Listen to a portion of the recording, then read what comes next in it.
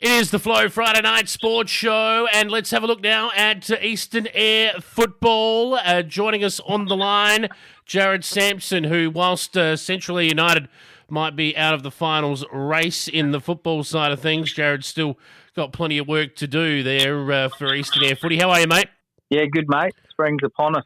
30 degrees over here this week, so yeah, she's definitely finals weather.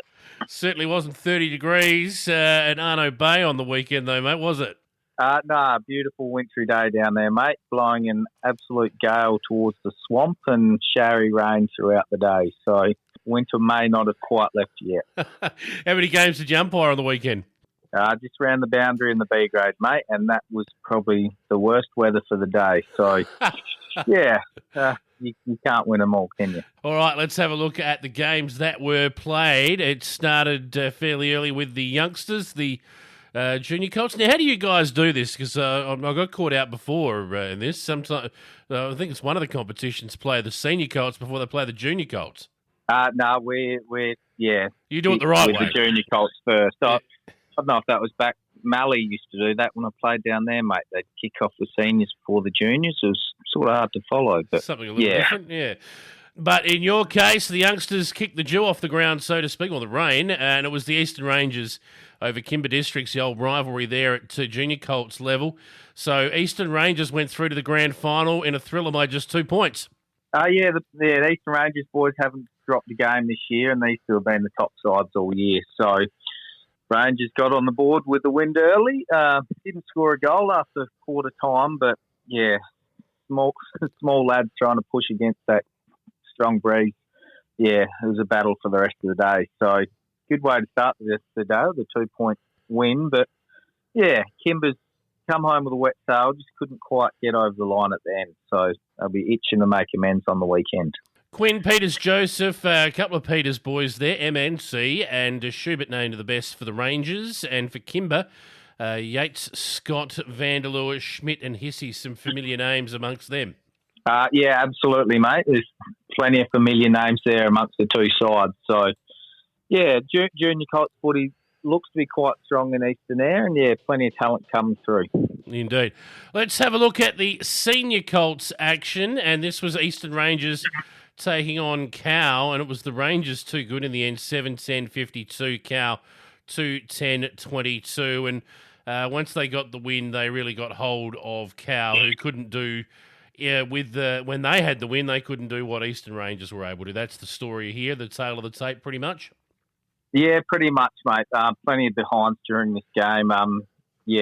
Wind was wreaking havoc for the poor fellas out there. It's, skills probably reflected that. It was a real challenge to hit targets for the lads. And, yeah, competitive game of footy. The 5 goals probably doesn't reflect how close it was watching it, but Rangers just made the most of their opportunity when they could. And, yeah, put the game away. Again, been top all year, so they've only dropped the 2 games during the year, and, yeah, that was to us. So, yeah, I'd say they'd be going in quite confident in a couple of weeks that they've comfortably beaten most sides all year.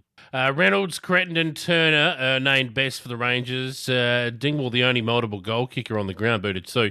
In fact, I'll scratch that because Kovac booted the 2 goals for Cowell. So Turner, Smith and Goodyear named the best for the Cats. But we move to the B grade. An interesting game of football, this one, with Ports taking on the Eastern Rangers. And Ports will be represented grand final day. They upset the Rangers here, 6-8-44. Eastern Rangers, 4-2-26. The home crowd would have loved that.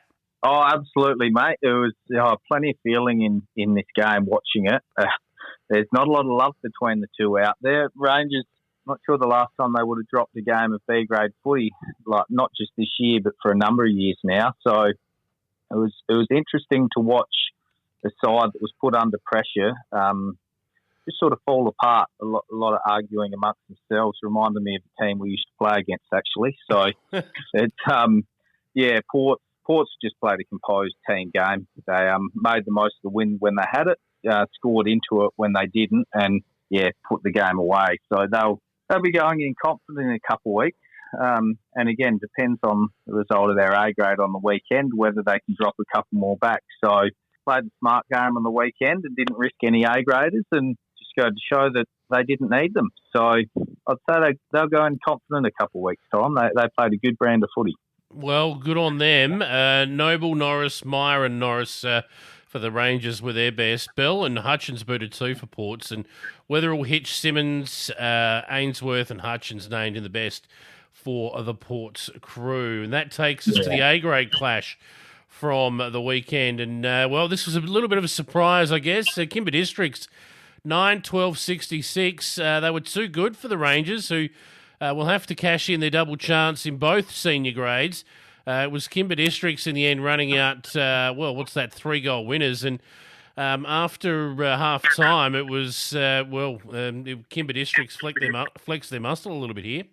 Absolutely, mate. There's up to half time. It was a ripping game of footy. So obviously, Wynn heading down the swamp end, Kimber kicked with it and opened up the start, but scored into it in the second quarter. So Rangers just seem to be stacking up the injuries at this time of year. Had Jack Kenny limped off at half time there. Not sure how he's travelling for this week, but Reece Benke not playing as well. So it's couldn't put a value on winning this game. It's Kimber, gives them that extra week off, and that's just going to be invaluable in a couple of weeks.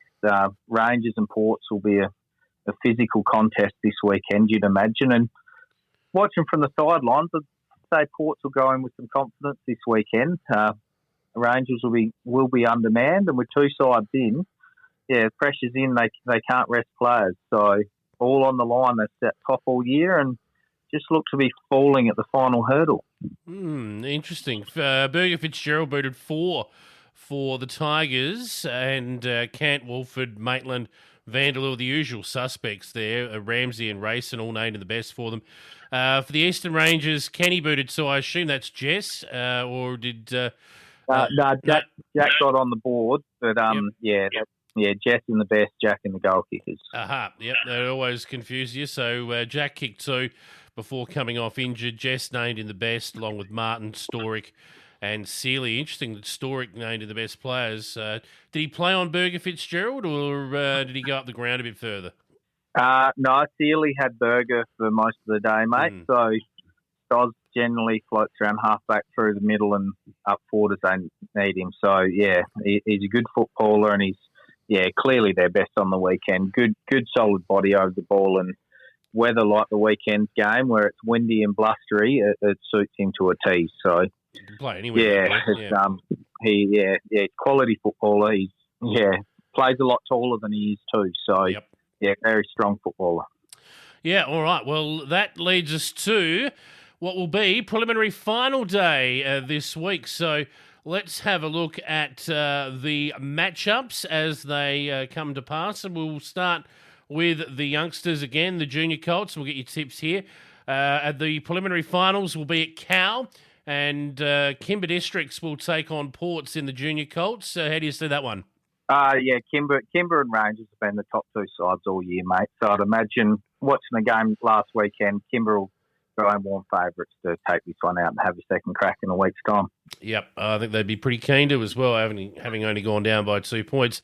Tell you what, this is going to be a beauty. The Senior Colts preliminary final. We talked about the Senior Colts, and there hasn't been as much in this competition as there has in others. And Cowell and Ports match up pretty evenly here.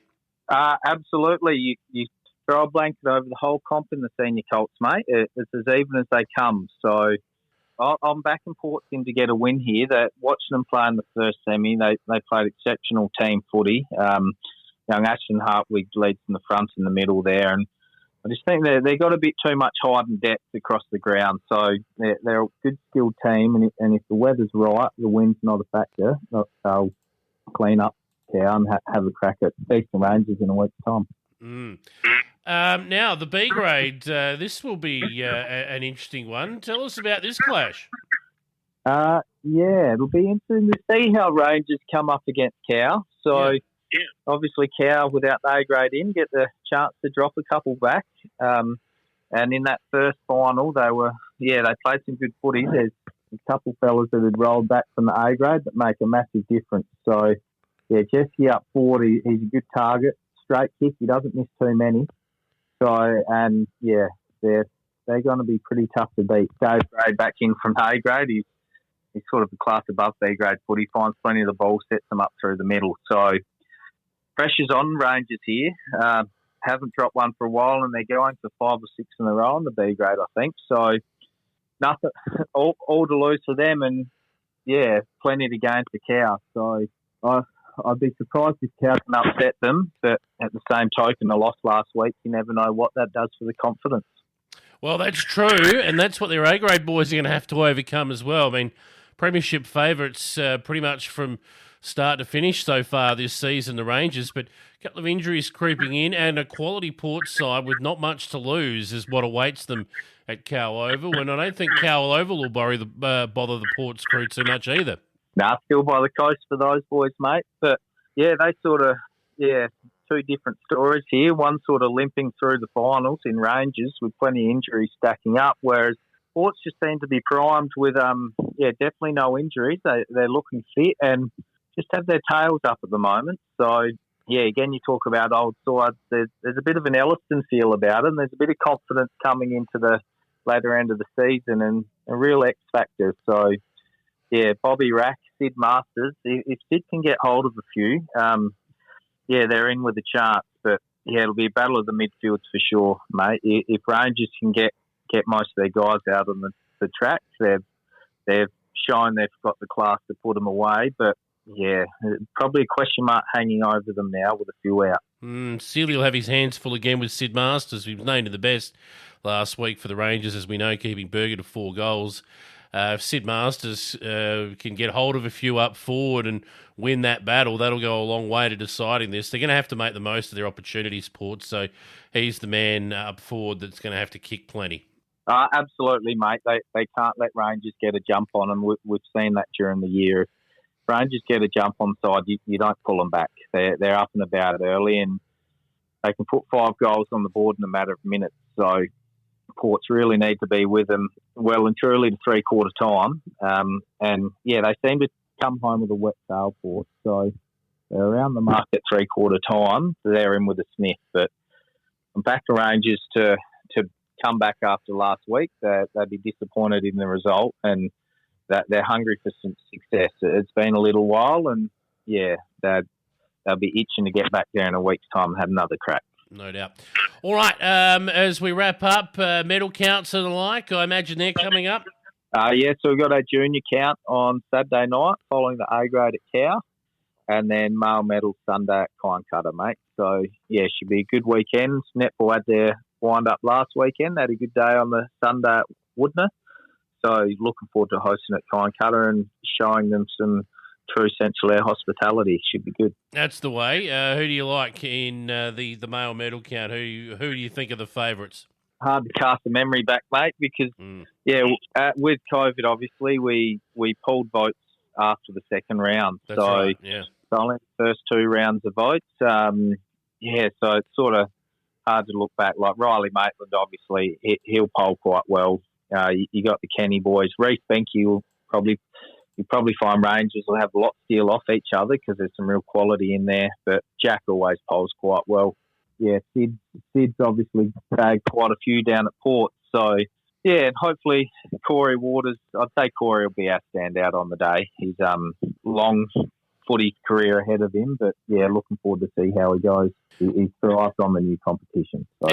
It's interesting, just having a look at the number of times certain players have been named the best players. I mean, you got Riley Maitland from Kimber. I think he's probably their best chance outside of Jesse Kemp, who is going to pinch some votes off him through the year where he's actually played. But Corey Waters has also been in the best players 11 times. Aziri Rakawasa as well, 9 times. So you could find those 3 might be fighting it out with a whole host of Eastern Rangers blokes up there as well. With the likes of Jess Kenny, who's been in the best players 8 times for the year. So there's quite a few chances. It's pretty open. Oh, absolutely, mate. And plenty of injuries to some class players that traditionally attract votes. Jesse Stringer, you touched on Kempy. So, yeah, it leaves it open. Just a matter of clubs such as ourselves and Ports, whether our boys can attract votes in those games that we've lost. So, yeah, should be an interesting count, mate, and really struggling to get my head around who'd be favourite to take it out. Well, we guess we'll find out this time next week. We'll know all about it. But until then, mate, so enjoy the finals footy at Cowell. We'll catch up with you again next week. Cheers, mate. Look forward to it.